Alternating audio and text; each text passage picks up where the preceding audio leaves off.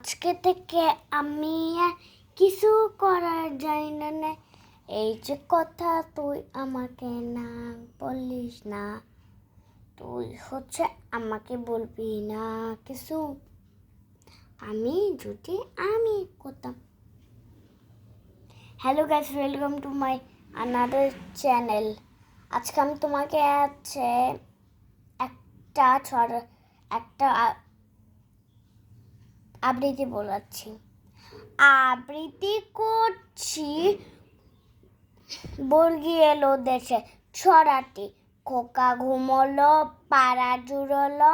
বর্গি এলো দেশে, বুলবুলিতে ধান খেয়েছে, খাজনা দিব কিসে? ধান ফুরলো, পান ফুরলো, খাজনার উপায় কি? আর কটা দিন সবুর করো, রসুন বুনেছি। থ্যাংক ইউ গাইস, আমার এখানে লাইক আর সাবস্ক্রাইব